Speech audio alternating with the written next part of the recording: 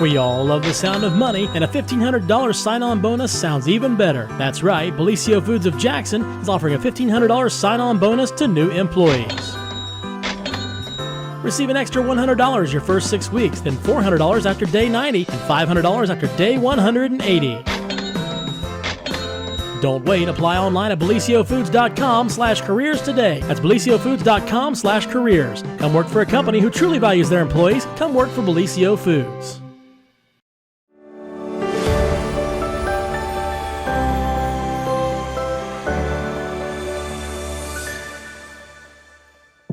Well, happy Monday, everyone, and welcome to another edition of the morning show right here on Main Street TV. Of course, Jennifer here to start off your work week and Gallia County. I have to get what counties straight in my head. Gallia County Fair Week. It is Gallia County Fair Week, right? Yes. And Pete Wilson is here, and we are going to party all morning long. Okay. Like rock stars. Oh, okay. All right. Well, I'm game. I'm game. Okay. You up for a party? All right. Oh, let's do it. Well, was this your vacation week? Isn't your vacation week? Well, I was going to be off in the middle of the week, 3 days, Tuesday through Thursday. Was going to do a tour. It was a Loretta Lynn themed tour. Country music. We were going to see where she was born. There was going to be some country music concerts and like that.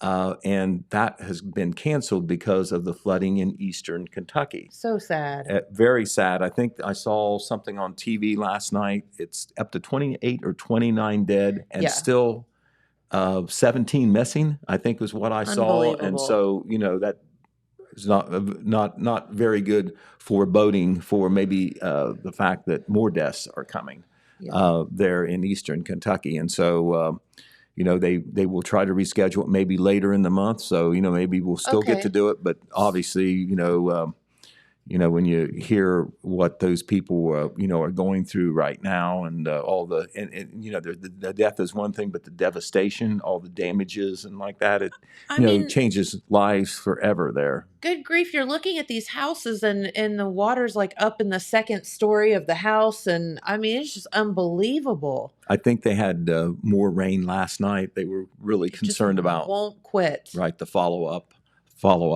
problems because of the rain and the water, of course, already being up. And it's so ironic because, you're watching the national news and they're talking about that devastation on that side of the country. And then these wildfires out of California and things. And you're just like, whoa, those are completely polar opposite deals going on. Like, could we not send some rain out to California? And we'll probably start hearing about the hurricanes along the Atlantic coast here. I know. Not too long. We're getting into the hurricane season as well. What is going on? It makes you wonder, doesn't it? It's the weather. The weather, right. Yep. Nasty weather. So you have news this morning, right? We have a busy weekend. We have a variety of news, both bad and good. And unfortunately, we're going to start off with the bad because it's pretty bad. Doesn't get really too much worse than fatalities on local highways, especially involving young men who had most of their life ahead of them, and it suddenly snuffed out. And we had 2 instances of that. I'm so unfortunate to have to tell you about right now. But one occurred on Saturday night in Bloomfield Township between Oak Hill and Jackson, and the other occurred actually in the city of Wellston on Saturday night. And the first one, 7:43 p.m., it was on a road called Irwin Road, which is just inside the Bloomfield line near the Franklin line, north of Oak Hill, south of Jackson. And it involved a motorcycle and an SUV. It happened at the intersection of Hambrick Road. A lot of people probably haven't heard of that. It's just a little township road, not very long at all. But what happened was a motorcycle operator by the name of Kyle Chandler, only 25 years old, from Oak Hill. He was operating his motorcycle on Irwin Road. There was a Jeep SUV heading the other direction, driven by Wayne Michael, 73 of Jackson. He was also on Irwin Road westbound. The motorcycle was eastbound.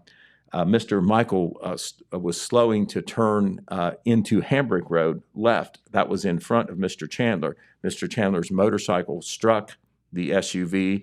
Mr. Chandler suffered very serious injuries, was taken to Holzer Medical Center Hospital where he was declared deceased. Mr. Michael sustained only minor injuries. The Jackson County Sheriff's Office, the Bloomfield Township Fire Department, EMS, the towing services were all on the scene. The Jackson Postal Highway Patrol is investigating that, and they labeled it as still under investigation after they put out the initial report. Once again, that was on Friday evening at 7:43 p.m. We understand unofficially, not through the patrol, that Mr. Chandler had just been married a couple weeks ago. Oh my. He and his new wife had 2 young children. So just about the worst thing, that could happen after one of the best things that could happen to a person. So unbelievable. Tragedy. You never know. You never know in this life. All right, and then something similar happened the very next night in Wellston. This was on Saturday night, pretty late, 11:03 p.m. It was on State Route 327, actually in the city of Wellston. If you're coming off the Jackson exit and driving towards Wellston, into Wellston, probably right around the General Mills plant, Jerry's Do-It Center are in there. The road that was closed during this wreck was actually between McGee Lane and Jenkins Memorial Road in that section. That's where the crash occurred. And once again, this was a accident that ended up taking the life of a young man. Only one vehicle involved in this case. Once again, the Jackson Post of the Highway Patrol reporting and investigating. 11:03 p.m., a Jeep driven by Rogan Vickers, age 19 of Wellston, ran off the highway into a guardrail, ran back onto the highway, and then back off the highway into the guardrail again. He and a passenger, 23-year-old Connor Bates, also of Wellston, were both ejected. Mr. Vickers was declared dead at the scene. Mr. Bates sustained what were described as non-incapacitating injuries. However, he was flown by medical helicopter to Ohio State University Wexner Medical Center in Columbus. The patrol reported it's still under investigation, but they did report 2 factors. Neither occupant was wearing seatbelts, which, of course, legally you're supposed to do. And secondly, they said, this was their report, alcohol impairment is believed to be a contributing factor in the crash. And that was as much information as they released. But once again, that was on Saturday evening, and the news report from the patrol ended with a statement: motorists are encouraged to always wear a seatbelt on every trip. I know that the patrol used to hit this a whole lot harder when seatbelts first became mandatory. They believe they can often be the difference between life and death. Sure. And in this case, both of the young men were ejected, including, of course, the one who was killed instantly. So both of those reports are online on the Telegram. You see all the details, not a lot of details, but what we have is there from the State Highway Patrol. And also we have shared that to Facebook, but it's behind the paywall on our website. So if you want to see that information. All right. Well, on a much more positive note, the Vinton County Junior Fair had a great run. It truly did. Of course, they were taking extra pains to make this a special one because it was the 100th anniversary of youth involvement in the Vinton County Junior Fair. I never did find out or hear how far back the Vinton County Fair goes, but the Junior Fair part, and that's how they label it now, a Junior Fair, did not start until 1922. So this was the 100th year. They had that big parade on Sunday, starting a week ago Sunday. They usually don't do that. That was something they used to do a long time ago. They had fireworks on Friday night, and they did different activities during the week to try to make it extra special. In their fair book, they had pictures from the past, a little bit in there. That's cool. But the finale was really great in 2 ways. They had the fireworks on Friday night, but before they had that, they had a very, very successful livestock sale. Good. Myself and Jeremiah Shaver were there to cover that. And aw, you guys are so cute. Well, that's at the beginning of our 6 hour. You look so fresh. Yeah, we were fresh then. But anyway, we were there until it was over between 9:30 and 10. Started at 5 o'clock. Mm-hmm. So it went pretty smooth. They kept it moving along. 172 animals there, and I'll get to that a little bit. We'll show some pictures of some of the championship animals. Sure. But on the overall, I do want to say this. We talked with Red Thompson Jr., who was up there several days covering the Vinton County Junior Fair. He gave Red a short interview late on Saturday night. And Austin Owings, who's been the Fair Board president for at least several years, been involved with the fair for quite some time, he believed it was one of the best fairs in recent history. He was willing to say that. He said they got a lot of compliments from the people on how things were run, the extra things they did to celebrate the 100 years. And then to kind of just keep that positive momentum going, they had this livestock sale on Friday night where 6 records were broken. There's 9 animals that they sell now. 6 records were broken. And nice. I talked with Travis West, who is the 4-H extension educator, has been there for some time. He told me that he believed going into this sale that probably they wouldn't make a lot of records, and they probably maybe would not be quite as successful as last year. Not because he didn't believe the support would be there, but in 2021, they broke most of the records.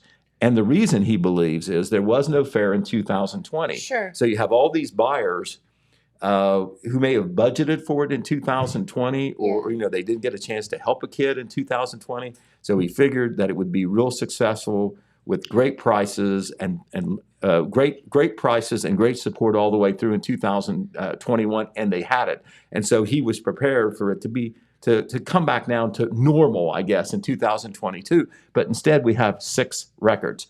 Now, we don't have a picture of this animal, but the animal that got the biggest price was $8,000 for a hog. Young Braxton Pratt. It was not a championship animal. It was not a grand champion. He wasn't a showmanship person or anything. But he lost his father last year suddenly. Okay. And some buyers stepped up. They wanted to make this fair special for him. And what they ended up doing, it was an $8,000 sale price with the main buyers being J&K Contracting and M&M Auto Repair. They paid $8,000. Then a bunch of other bidders did what they call add-on prices. And they made that hog an $11,000 hog before they were done. Now, the record price for a hog that was set just last year was $3,600. Oh, my. Right. In Vinton County, everything is by the head because, sometimes we say by the pound. Yeah. And Jackson County does by the head and by the pound both. Yes. They do by the pound for the larger animals. So that's why I'm giving you the by the head price. That's how they bid it in Vinton County. Oh, but okay. Anyway, it was nearly 4 times the record price for Braxton Pratt's pig. Now, I'm going to tell you about the other records, and these all involve championship animals, and we have pictures, which James will try to show them here in the right order. The first one I'm going to tell you about is the market steer. The market steer was shown by Scott White. There it is. It's a beauty. It went for a price of $7,000. $7,000 Nice. for that beef on the hoof. The old record was $6,300, and the buyers there, Braden, Chrysler, Dodge, Jeep, and Ram, and Chillicothe Truck. They were the main purchasers there. There was also add-on contributions that made it higher, but the actual bid price that was a record was $7,000. And Todd Braden there, who represents the buyer, that is a Chillicothe business. So is Chillicothe Trucking, but he is a Vinton County boy. Graduated in the late 1990s. Academic, athletic start, Vinton County, and he always comes back and supports the Vinton County Junior Fair. Awesome. And I'm sure they do some good business probably from Vinton County nearby there in Chillicothe with those 2 businesses. All right, another record was blown to smithereens, and that was for market goats. The market goat was sold by Cassidy Graham. And Cassidy Graham's goat went for $5,300. The record price before was $2,900. Wow. All right. Now, Cassidy's goat was bought by Braden Chrysler, Dodge, Jeep, and Ram, and Chillicothe Truck, the same buyers of the Grand Champion steer. And there weren't very many goats in Vinton County. I think like about 8. And you know what? Braden, Chrysler, Dodge, Jeep, and Ram, and Chillicothe Truck brought every one of them. Wow. They brought every goat. So tremendous support from that business. There are many others too, but what they did was particularly outstanding, I think. Another record was in the market chicken category in Vinton County. This was the reserve market chicken of Riley Oosley. Riley was on that great Vinton County basketball and volleyball team. Mm-hmm.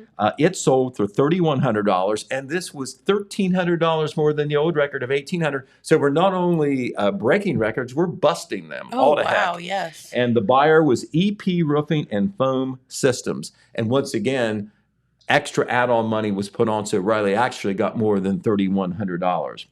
All right, another record price. This is also in the bird division, market turkeys. My favorite. The market hen turkey was by Eric Dalton. He was the seller, and it sold for $2,200. And the record price before was $1,400, so that wasn't even close. This was a big group. You may recognize some of the people in there. Yes. A&P Farms, that's Mickey Scott, who has a farm here in Jackson County. The Jackson Vinton Farm Bureau, you see Kim Harless in there. Yeah. The Atomic Credit Union, Circle M Feed Farm and Supply, both of those businesses and offices out of Jackson. Then you have Jeff Martin, who is an independent candidate for Vinton County Commissioner. And you have another great supporter of the Vinton County Junior Fair, Mark Porter, who, of course, has the dealership down here in Jackson. And so that was yet another record. The other record, the final record to tell you about, is for the Grand Champion Market Rabbit of Braden Bay. Braden Bay's rabbit sold for a record price of $2,500. And that was by the Southern Ohio Recreation Adventures out of Hampton. They call that SOAR. You often see that acronym for them. They were a big buyer throughout the day, throughout the evening at the fair, $2,500. And that was $300 higher than the old record. So we're just not edging out these records. We're just blowing them away. So you can imagine how good the Vinton County Extension people, the fair people, the Livestock Committee people must have felt. And, all the pictures of the championship animals. And in Vinton County, they actually do more of those type of recognitions than they do in Jackson County. In Jackson County, we had 30-plus pictures that we ran in the paper. It ran last Wednesday. Those editions are still available for the scrapbookers and for the people who are interested in seeing all those pictures. In Vinton County, there were 43 pictures because they honor their showmanship people as well as some other categories beyond just some of the market categories that we do here in Jackson County. So we expect to have, we're in process now of Wednesday's paper featuring 43 pictures from the Vinton County Fair livestock sale. And so, we hope to have those in Wednesday's paper, and then something should happen that we're not able to do that, they will be published. We were successful in getting all of them. So anyway, our Vinton County Fair our Vinton County Junior Fair coverage should wrap up in Wednesday's paper, and it turned out to be a very, very good fair, honestly. Good.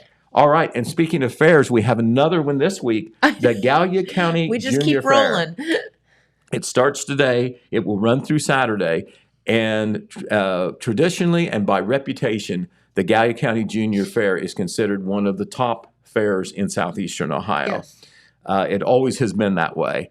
And it will be a week-long fair. And our radio guys, by the way, who have always had some presence at the Gallia County Fair throughout the year, this year we're going to be there every day. Nice. Every day from 2 to 5 p.m. on WKOV 96.7 FM. And an old and familiar face from the radio days will be down there, Brian Vance. Yes. Brian, after he left the radio station here, I worked with him for several years. He continued in media and radio and lives down in Gallipolis. He knows, of course, our own J.J. Hell, and he was willing to do these reports and obviously has inside knowledge on the Gallia County operations and kids and the fair. And he is going to be our man on the ground in Gallia County this week. Once again, remote broadcast every day this week from 2 to 5 p.m. The Vance Man, right. Another local angle is that our own Aaron Deal Daly, our 4-H agent who worked here for a record 19 years. The Jackson County Fair was her last because she accepted a job as the Gallia County 4-H agent.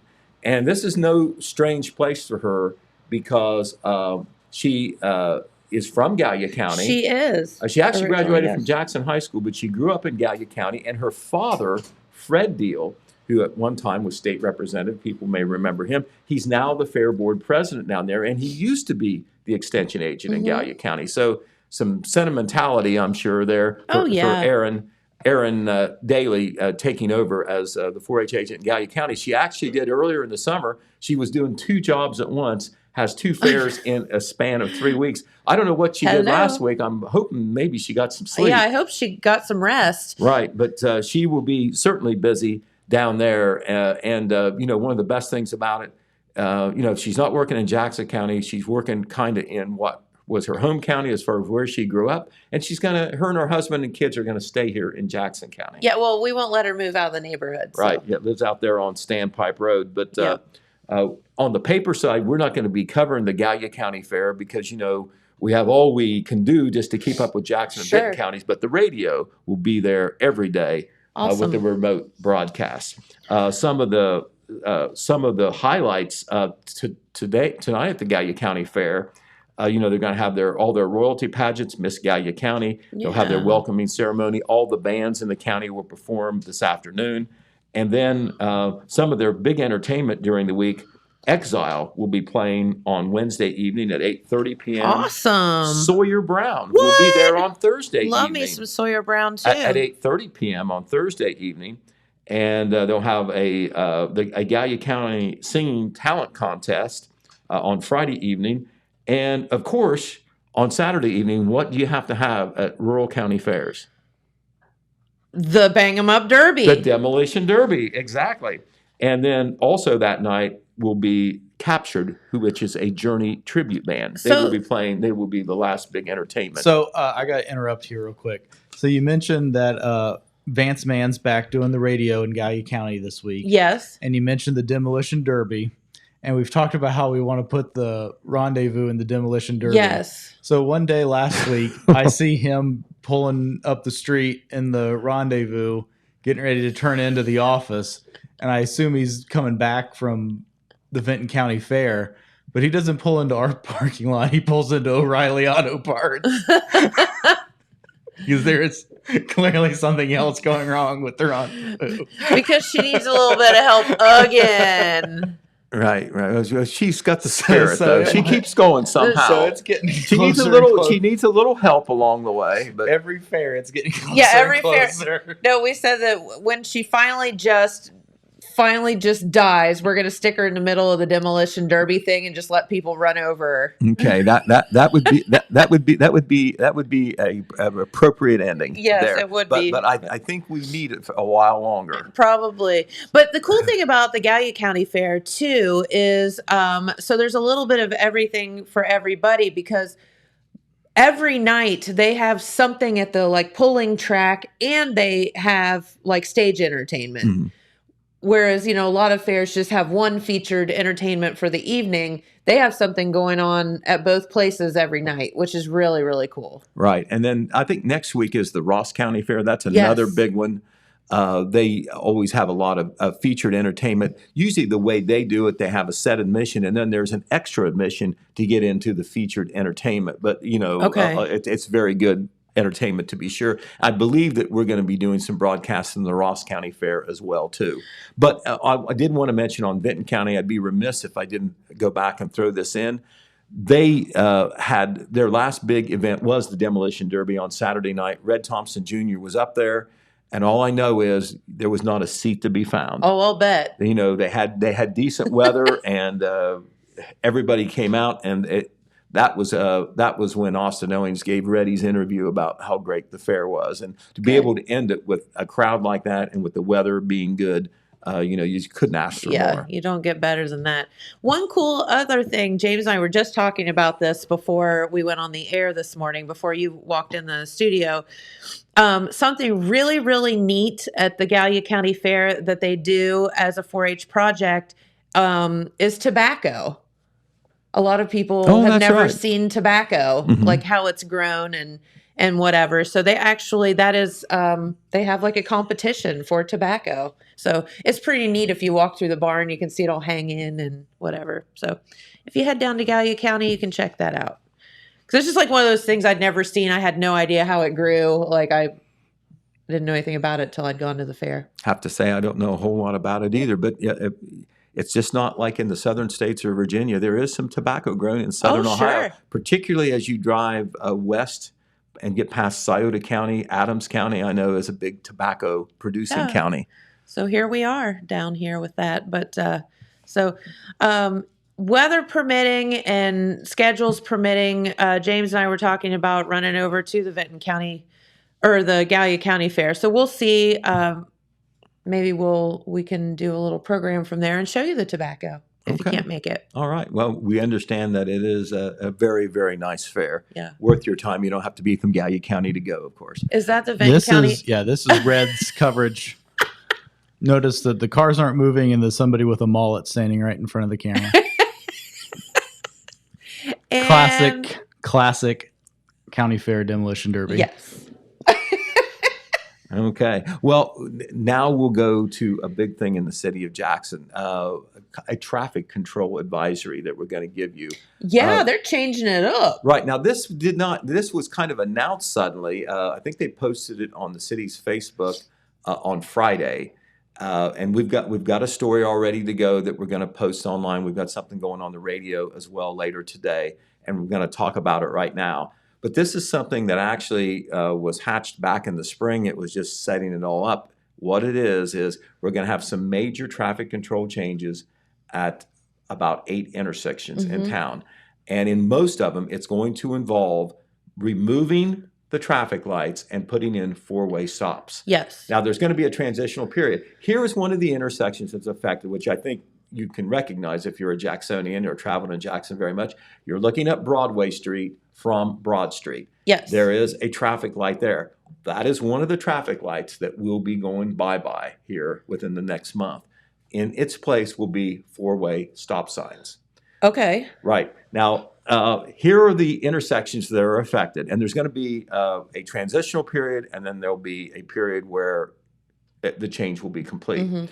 During the transitional period, the traffic lights will go from, red, green, and yellow to flashing red. Okay. All right.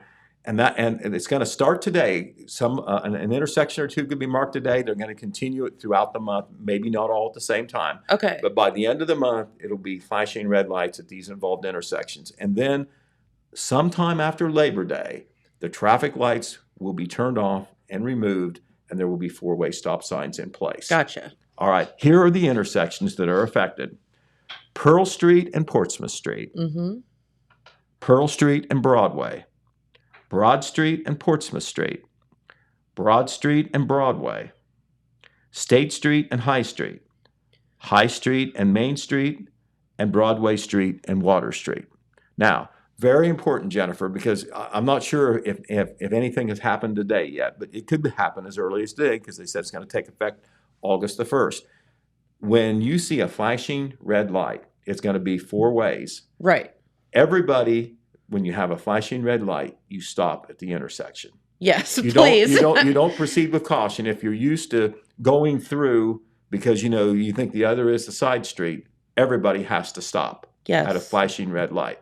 Flashing yellow light, it's slow down, maybe even stop or proceed with caution. Flashing red light, stop at the intersection. It doesn't matter which intersection that you're at. Very important procedure at a 4-way stop because you've got traffic coming at about the same time. Get your permit book back out and who has the right of way? There's not a lot of 4-way stops in Jackson, so we need some coaching on this. No, you're right. But the four-way stop works the same way as the flashing red light. But at the flashing red light, if you get there first and another car comes up on on a side street or diagonal from you or perpendicular from you, you go first. The other car has to wait. If you arrive at exactly the same time, the person on the right has the right of way. But here's what I would say. Don't go at the same time as the other guy if he's a little aggressive or whatever. Just calm down. Right. The person who gets to the intersection first has the right of way. Yes. If you're there at the same time or close enough that it's about the same time, the person on the right has the right of way. Yes. After Labor Day, the lights will be turned off or removed, probably removed in the long run, and there will be four-way stops, and it's regulated the same way. Okay.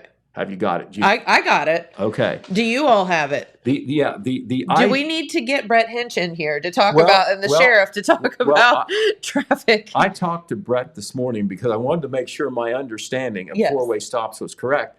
And it is true. I've asked some people what their idea of a four-way stop, how it works. And some people think it's the person to the right has the right of way. It's not. It's the person who arrives at the intersection first. You only go to the person on the right if you're there at the same time. That's the tiebreaker. Right. And really, can two cars arrive at exactly the same time? Probably not. So just proceed with caution. Just watch the other person. What's the old phrase, drive defensively? Yes. Right.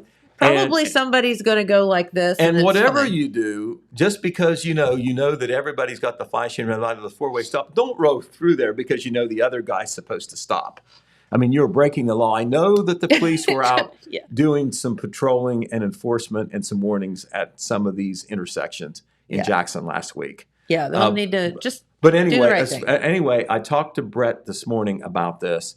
He does appreciate whatever coverage we can give it, and he is willing to come on television or the mayor or the service director or a combination. Sure. So he's very willing to come on. So, we may see him later in the week if producer Hamilton wants me to book him, we'll do it. Yeah, absolutely. And he will talk about that firsthand and the reason. But one of the reasons they want to do it is for the flow of traffic. Because how many times have you come up to one of these intersections and you're stopped and there really isn't anybody else there? You're just waiting. There's a couple of them. I mean, you might wait more than a minute and there's no one coming the other way. Right. Now, it's not always that way, of course, but it is enough. That one, the red light at, let's see, that would be State and High, has always made me scratch my head.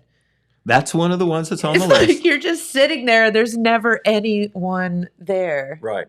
Well, no, I know. This went back, Jennifer, to the spring when there was talk about the intersection at Bridge, State, Walnut, and West. That kind of, all right, yeah, the triangle. That one, because the traffic lights, a car hit one of the traffic lights, put them out of commission, and they had to come up with something temporary. And that's what's in effect now, by the way. There's no traffic light there at all. But that caused them to think about traffic in general. And there had been discussion even before this that some of the traffic lights maybe should go. And instead of doing an expensive traffic study, approximately $25,000 from a professional, they got supervisors together, the street and alley supervisor, the mayor, the service director, the police chief, policeman. They asked people, and they came up with their own conclusions on what they ought to do, and this is what they've come up with.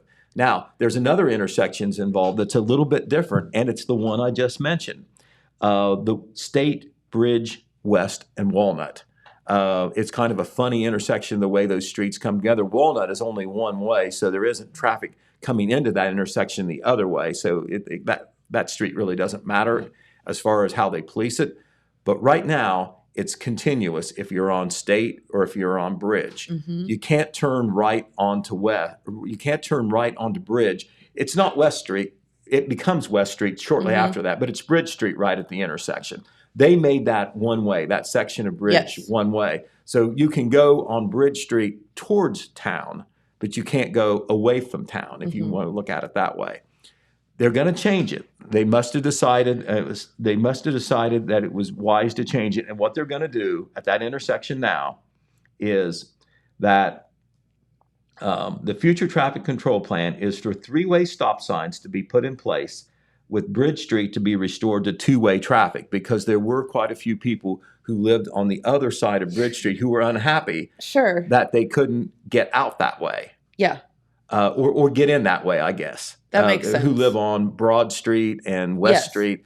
I think the petition was signed by 31 people, and there was one gentleman, Gerald Entler, who went to 3 different meetings who thought that was not a good traffic control plan. The city kind of stood by its initial decision and said they would look at it, but they did not make any initial change. But after some thought, they've decided to do it. And I'm sure the reason is to make Bridge Street two-way traffic on the other side of that intersection, the west side of the intersection. Only in small town, America do you have these problems to deal with, because it's just a weird triangle-like intersection thing going on. So that at some point now, you'll have to be ready for that. The traffic pattern change is going to change, and there will be a stop sign, 3-way stop signs at Bridge Street, on Bridge Street, when you're coming into State Street from Bridge Street, when you're coming from State Street onto Bridge, and from Bridge through the intersection, staying on Bridge or kind turning onto State. What we're talking about is there in front of Giovanni's. Mm-hmm. Right, exactly.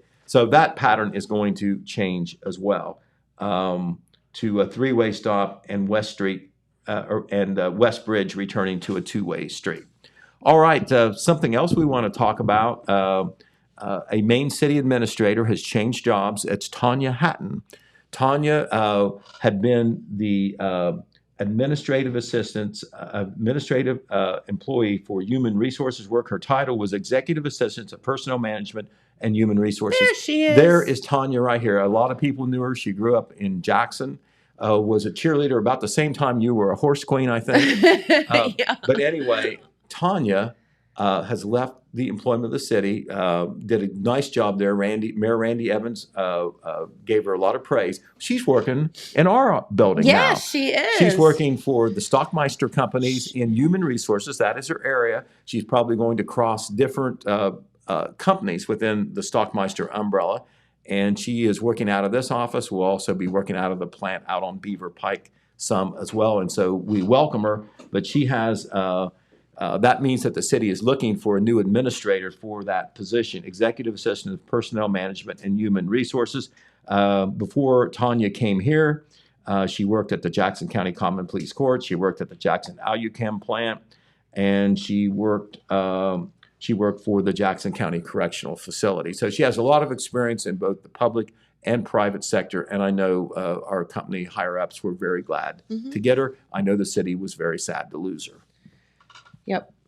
All right.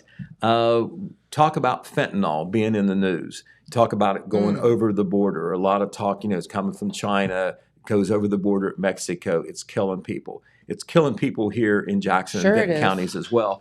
But there was a major arrest just over the line in Gallia County we want to tell you about. A 39-year-old Bidwell man has pleaded guilty in U.S. District Court to dealing and possessing hundreds of grams of deadly fentanyl. This occurred on a rural property in Gallia County.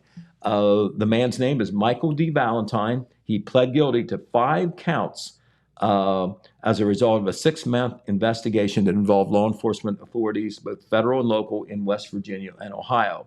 Investigators found that Valentine dealt approximately 141 grams of fentanyl from his rural property, and had stored approximately 677 grams more for distribution.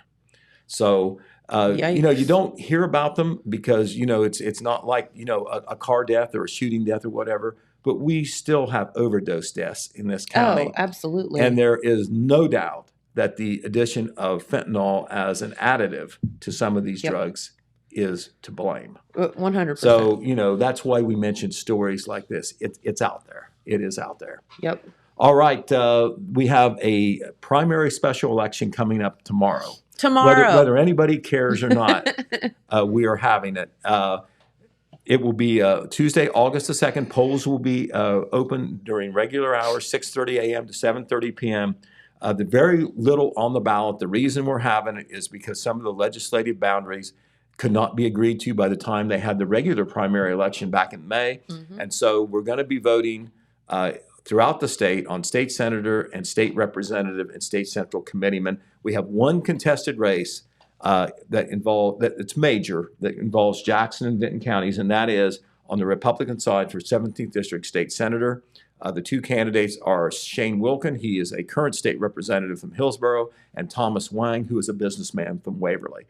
The winner of that primary today or tomorrow will challenge Gary Boone, who is unopposed as a Democrat nominee. The winner in November will replace Republican Senator Bob Peterson, who cannot run for re-election because of term limits. All right, a couple of other elections-related notes from Vinton County. The Vinton County Elections Office is still in need of poll workers for that August 2 special election. Getting harder and harder to get poll workers. Does that make sense? It's harder and harder to get anybody to do anything, it seems like. Correct. But if you're interested in being a poll worker in Vinton County, please give the Elections Office a call there, 740-596-1326. The Board of Elections director up there, Melissa Hale, told me over the weekend they still need at least 3 poll workers. Because even though there may not be a heavy turnout, there won't be. They still have to have all the polling places open. That's right. Speaking of polling places in Vinton County, the Elk Township polling place is moving from the Vinton County community, from the fire department to the Vinton County Community Building. It had changed a couple years ago due to COVID-related reasons, but it will be back at the community building. That is one of the bigger precincts in Vinton County, Elk Township, one of the bigger townships. All right, we want to remind you about a couple of other things. The Clips for Kids event will be on Sunday, August 7th at the Christ United Methodist Church. Kids, kindergarten through the 12th grade, can show up there at the church from 1 to 4 p.m. Sunday and get a free haircut as well as some personal care supplies. Great. Love that. Free of charge, thanks to some sponsors. At the Parks Edge Event Center, speaking of back to school, there will be a back to school one-stop shop on Friday, August the 5th and Saturday, August the 6th, 9 a.m. to 5 p.m. both days. It's a 2-day indoor yard sale that will focus on clothing, shoes, and supplies for children aimed at the back to school crowd. Also, of course, we have Pig Iron Day this Saturday. We've talked about it. Yes. In Oak Hill, they're going to have a community yard sale on Saturday that they've advertised. A big deal there. They want as many people to do a yard sale. That'll be good for buyers and sellers and maybe good for local businesses as well. On the same day, the Margaret Ann Pool, the village-owned Margaret Ann Pool, owned and operated by the village, will host a free community swim. Anyone can go and swim free that day. Sweet. From 1 to 6 p.m. Also, the Wellston Lions Club is now conducting its rose sale. It will take place through this weekend. It will end on Friday, August 5 and August 6. Roses will be sold. It costs $20 a dozen. I think you could order them ahead of time, but you can also pick them up those 2 days, the 5th and the 6th, at the Fish Bill booth across from the Dollar Tree in Wellston, across from Giovanni's at the Dollar Tree in Wellston. Better get those roses for your honey or you're going to be in trouble. Right. If you want to ensure that there's going to be roses, you can call in advance at 740-418-5335. That's 740-418-5335 to order roses, $20 a dozen. That's not a bad price. This weekend, there will also be a sales tax holiday. That will allow. This is aimed at families shopping, for kids or back to school. No sales tax will be paid. So if you have to buy several $100s worth of clothes and like that, you're going to save a lot of money. It will run Friday through Sunday, all 3 days, and you'll save the sales tax, and that is everywhere in the state of Ohio. Sweet. What can we go and buy that's really expensive? Right. The Hope United Methodist Church will have a free community dinner. They do this once a month. It's either a community dinner or a community lunch. Anybody can go. They invite everybody to go. They serve a free home-cooked meal to whomever. It is 5 p.m. to 6:30 p.m. this Wednesday. Is it going to do it in the evening this time? Great. This time the menu is homemade roast beef, rice, salad, peas, and dessert. The price is absolutely $0. Carry-out service is available as well. The church is located at 219 East First Street in Wellston. Also, we want to tell you about the Wellston Community Garden. It is going once again. This is its fourth year, believe it or not. Yeah, that's really neat. And it is going once again. There it is. The co-founders, there they are, several pictures we have to show you. Dana Lockhart and Kathy Anderson are in charge of the community garden this year. It is located just there across from Pride Park. They're off 2nd Street. And that is a group from the Grace Baptist Church that was doing some work. This is a true community thing, whether it's individuals or organizations. That is some butterfly weed that is planted currently in the community garden. And there's also some raised garden beds that you see right there in the community garden that are utilized by many area organizations. We had a story on the community garden with photos in our last Saturday paper. So what happens with the stuff from the community garden? You know, I'm not exactly sure how that works, but I know that it's open. You can go plant anything there. It can be flowers, it can be vegetables, whatever. Gotcha. I know they're going to keep expanding it. Right, exactly. Every year. It's going to be cool. It is very nice, both visually and a good community project overall. Another thing where, that area of town is looking very nice, and they're doing some renovations to the depot to make that a little nicer too, which we'll hear more about in the future. Did you know I have a community garden at my house? I didn't know that, no. Yes, it's for the deer and rabbit community. Okay. Well, I've been struck by that when I had a little bit of rural property and I tried to do a garden. And, they said, just, you can't keep the critters away. Plant half for you and half for them. Well, the critters took more than their half. Yeah, they don't. Is all I'm going to tell you. They don't do very good math. They took more than their half. And you know what they do? So I swear. So we get home yesterday and they pick the prettiest, ripest tomatoes, right? And and they eat half of it and leave half. Well, maybe they are leaving half. Right. But I'd rather them just take it away so I don't have to see that they only ate half. Speaking of what you just talked about, this was in Meigs County where my folks were from originally, and I had a great uncle who had had a pretty good size garden in his backyard. Lived kind of like out of town just a little bit, and he was having trouble with some critter eating his tomatoes. And here was the thing. Whatever the critter was, and they found out it was a raccoon, by the way. A raccoon? It would go down the line and take a bite out of each tomato. It wouldn't finish one tomato. It would just go down the line. It's like, why are you nibbling on every one? Just take one and go. Right. It was a raccoon. I don't know whether that raccoon survived or not because it was identified as the culprit. But anyway, we have one other big thing to report today. Yes. Very topical these days. And, that's the thing about school safety and the active shooter situation. What should the schools do and not do? And not too long ago at the Jackson City Schools, they did an active shooter simulation just to kind of try to take a closer look at this. Yeah. Our own Phil Buffington, our associate editor, was there. We already had a story in the paper about this. But it's very interesting. It's something that all the school districts are looking at on what they should do and not do. And he is going to come over and talk about what he saw there and what conclusion the Jackson City Schools came away with. Okay. And what they're doing or not doing right now about arming teachers, which is a side issue. Okay, very good. Well, thank you so much, Pete. We appreciate you spending your morning with us. And, well, it's about time Philip Buffington decided to come back in and spend some time with us. But while he's coming on over, we will do what is your weather forecast for the week. Today looks pretty good, and they're calling for just a 30% chance of some rain. Highs around 85, lows of 69.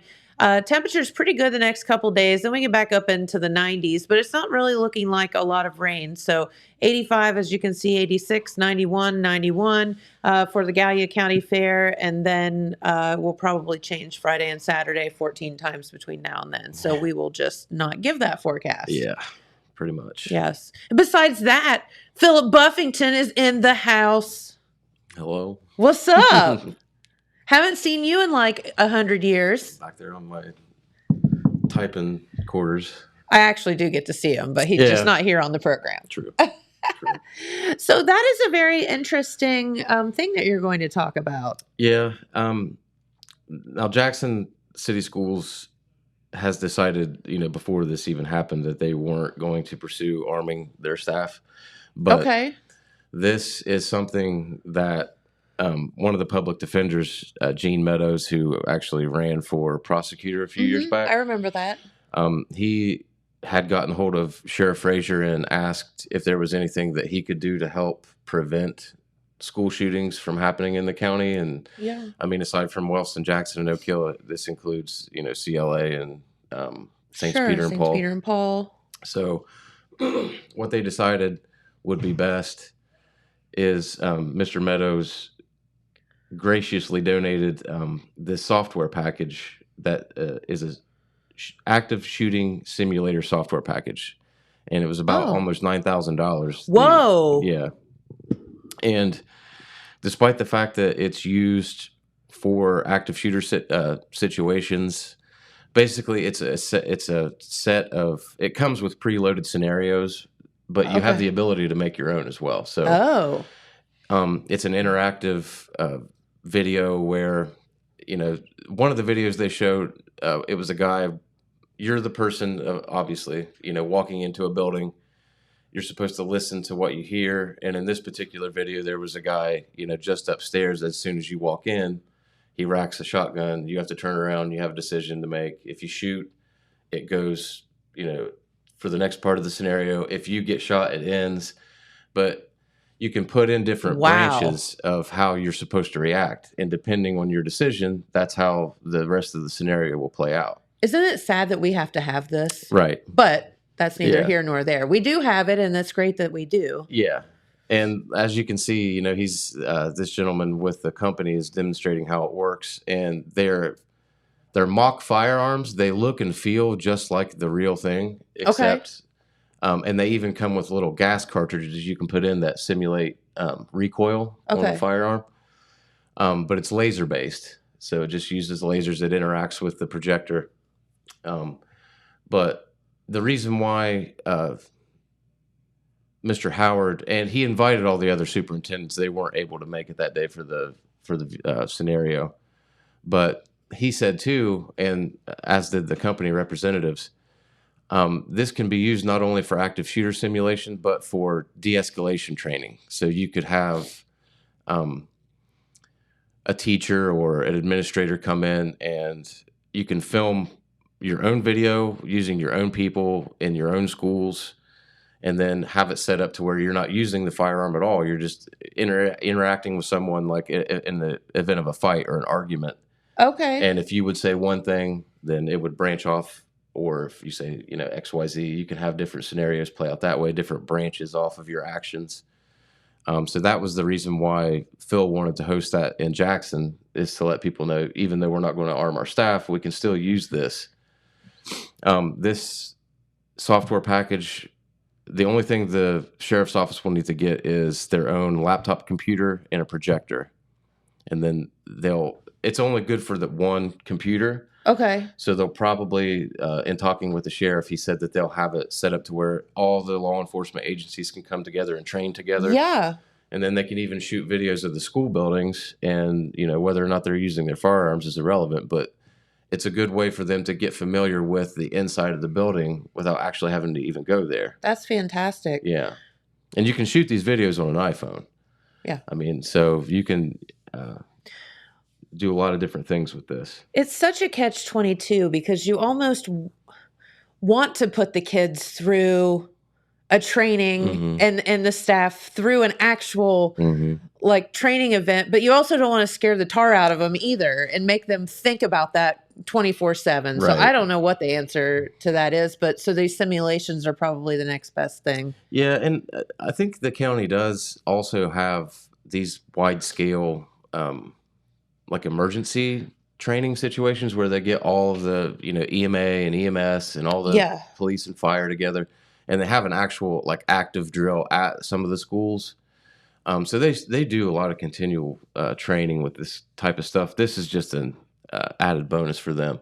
And it allows them to all be familiar with one another. So like if, Wellston or Oak Hill does decide to arm staff, which they haven't really addressed head on yet, only Jackson has, So if they were to decide that they wanted to put their teachers through, then they would be training with the law enforcement officers at the exact same time. So they would all be familiar with one another.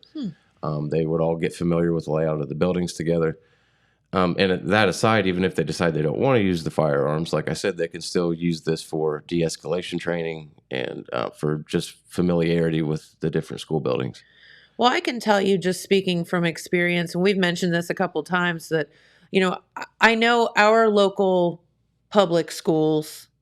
I'm not as familiar with like CLA or Saints Peter and Paul, but I mean, good luck getting into one of those buildings anyway. Yeah. Now, not saying that there would never be an accident where a door was left unlocked, but good luck getting in. Mm-hmm. So I think they do a fantastic job of keeping them secure to begin with. Oh yeah. But that doesn't mean that there's not going to be somebody that, can't take advantage of that, or maybe knowledge of how to sneak in or something. Yeah. Yeah. So they have to be prepared. Absolutely. Because everybody thinks it's never going to happen to you. Yeah, and that's kind of what Mr. Moto said, after the demonstration was back on July 20th at the high school. He said, the chances aren't ever zero. You know what I mean? So there's always that slim chance that even though we don't really expect something like that to happen here, it still could. Yep. And this is just his way of helping. He just wanted to do something to benefit all the kids in the county. And it not only benefits the kids, it helps, the law enforcement officers to get just that little bit of extra training. It's not the exact same thing. Sure. I mean, they go through their APOTA training and they have continuous training that they have to go to. But, this is just something you could have anytime you want to do it. Mm-hmm. And you can take it anywhere you want to take it, get it set up. It's fairly easy to set up. And the package that he bought comes with, X amount of the laser-based weapons. Mr. Meadows is there holding the actual software package itself. Comes with a good amount of equipment also. I think they said, certain amount of Glock handheld pistols, which is what the sheriff's office uses. I think it had an AR-15, several different attachments that you can put on. So yeah, they were all very excited to see how that works, and it went very well. From what it's really, really sharp stuff. So like I said, almost $9,000 worth of software and equipment that the county now has, and is more than willing to use with the school districts, since that was the whole point. Like I said, the other superintendents weren't able to come, but this is something that they can jump on with, whenever they decide they want to. Yeah. So that's good. I'm not sure exactly where the sheriff plans to have these types of trainings or when or anything like that, but the biggest part of it's over. They have what they need to actually do it. Sure. So. That is, again, it's really sad that we have to have this kind of stuff, but that being said, it's pretty cool that we do have it. Yeah, it is. And it helps those people too, that maybe haven't ever fired a gun before, that are interested in, how they would react. Like it's not the exact same thing, but one of the gentlemen that was from the company, let me find what the name of that company was. Laser Ammo. And it's a U.S. Israeli owned company. They have an office in Europe. I think they're based in New York here in the States. Okay. And all their software is based on military and police from the U.S. and Israel. Okay. And like I said, that software package comes with a lot of preset scenarios for you to go through. But he even said that they have a piece of equipment that actually it sounds like an actual gunshot. I didn't understand a word the guy said, but someone invented he was a box. Talking in something other. I had no idea anything like that exists. He said it's just a metal box, and it has to do with electricity. But he described it as lightning in a box, because when it goes off, and it's super loud, and it sounds like an actual firearm went off. Gotcha. So they can actually, that didn't come with what they bought, but it was something that they could add supplementary down the road. Okay. But yeah, it gives people who maybe haven't ever fired a gun before just that little bit of maybe before they go into actually firing a gun to see what it's like. Because with those little gas cartridges that come with it. It simulates the recoil on a gun, and then if you get the box, it could simulate the sound. So it's just another step toward actually handling a gun if you don't maybe want to. Yeah, for sure.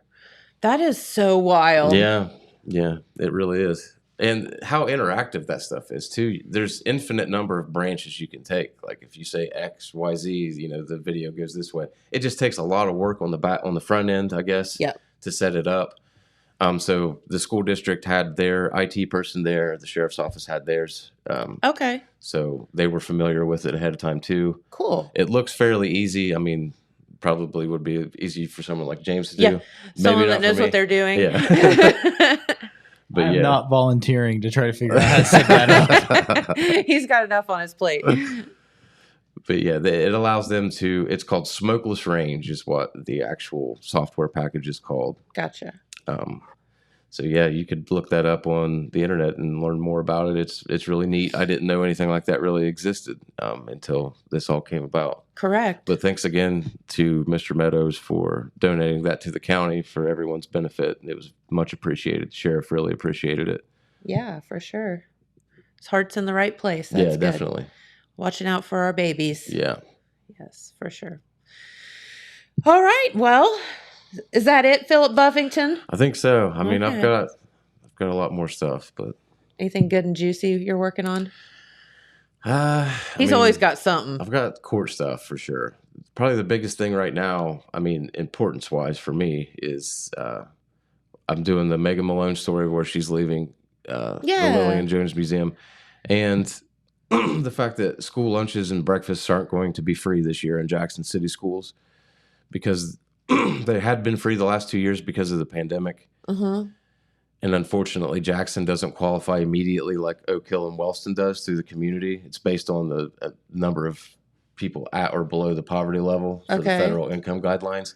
So there will be a cost associated with student lunches and breakfasts. They're accepting applications right now for those to see if they would qualify. It's going basically back to the way it was before COVID. So we're just trying to get the news out ahead of, school starts in 2 weeks. So got to get that word out. That's not a lot of time to figure out. No. Yeah. And it really adds up. I mean, if you have 2-3 kids in high school. What does a school lunch cost nowadays? I don't know. Well, I think in high school, I know that the lunch costs $3.80 for one student in high school. Okay. So, I mean, and then breakfast is probably $2 somewhere around there. So that would add up if you have 2 or 3 kids that eat that every day. And then I think the reduced price for breakfast is 30 cents for any grade, and then reduced price for lunch is 40 cents for any grade. So it is quite a money saver if you do qualify. I'm working on a story now. It'll probably be in Wednesday or Saturday that has the whole spiel on, why they're not able to offer that anymore. And we have the income guidelines that we'll publish too, and how to get your hands on an application. I think they're being sent out. Okay. But we'll get the word out on that. All right. Thanks. Because, no kids should go hungry, and No. we need to take care of them. Yeah. Make sure that they get some help if they need to. And it's probably a big change for people, in the past 2 years that have gotten used to the fact that it's just free. But unfortunately, Jackson doesn't qualify. So it's based on the percentage of the student population that's at or below the poverty level. Gotcha. And in Wellston and Oak Hill, they exceed that. So they're able to offer free meals for everyone all the time. Something about that doesn't seem right, does it? It's kind of what I thought, but yeah, that's just how it is. All right. Well, thank you for the info. We greatly appreciate it, and look forward to your story on Megan Malone as well, as she will be leaving the Lillian Jones Museum. And but we have some new people coming in, and we'll be talking with them soon as well. So that'll be exciting. All right. Well, have a great day, everyone. Thank you for spending your morning with us, and thank you for tuning in. We greatly appreciate it, and we will be right back here tomorrow. Have a great day.